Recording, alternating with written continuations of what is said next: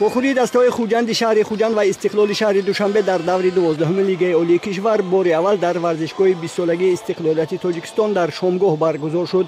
مورد با ذکر است که با مقصد در عمل تطبیق نمودن دستور سپارش‌های رهبریت فدراسیون فوتبال تاجیکستان از طرف مقامات اجرایی حکومت دولتی ولایت سوخت، ورزشگاه مذکور با چراغ‌های زمانوی مجهز گردانیده شد که در آن گذراندن همه چهاربینی‌ها از جمله مسابقه‌های فوتبال در شبانگاه امکان پذیر گردید. دقیقه‌های اول وخوری با هجوم‌های پی در پی بازیگران دسته خوجند جریان گرفت. نهایت در دقیقه 12 وخوری با صاحبان میدان کشودنی حساب میسر گردید. بازیگر دسته خوجند شانپول کمالف در دقیقه 12 وخوری از یک امکانیت خوبی گلزنی استفاده برده حسابی بازی را کشود و با همین گل غلبه دستش را تامین نمود.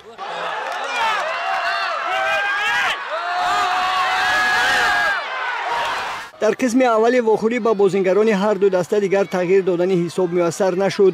در نیمه دوم دیدار فوتبال بازان دسته استقلال فعالیت بیشتر نشان دادند و یک چند بار به طرف دروازه خوجند هجوم‌های گل‌آور کردند، ولی مهارت بلند دلیر براتوف دروازه‌بان دسته خوجند و اشتباه حمله‌گران دسته استقلال سبب آن شد که توپ راه دروازه را نیافت.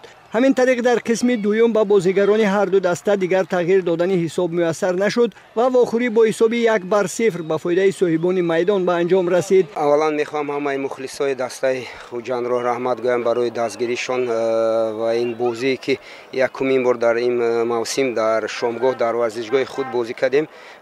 رقیب ما استقلال بود. این یکی از بهترین دسته جمهوری است در چند سال اخیر و رحمت به بازیگرها که همین خیلی بازی خوب نشان دادن.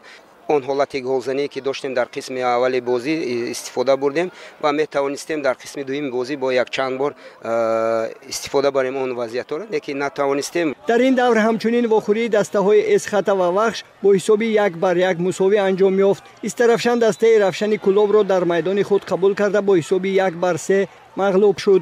وخوری دسته های ریگر تدزی ترسونزاده و برقچی با حساب 0-0 و دیداری دسته های هولبوک و پنشر با حساب 1-1 مساوی انجام یافتند. دسته حاصلات فرخور در میدان خود کلوب مرکزی ورزش ارتش را قبول کرده با حساب 1-2 مغلوب گردید. در دور 13 چمپیونات مذکور که سنه 20 ایون آغاز می شود، استرفشان با هولبوک، وخش با خوجند، رفشن با اسخطه، کلوب ورزشی مرکز با پنشر، استقلال با ریگر تدز و برقچی با حاصلات و میخورند و با همین مرحله اولی چمپیونات مذکور به انجام می رسد.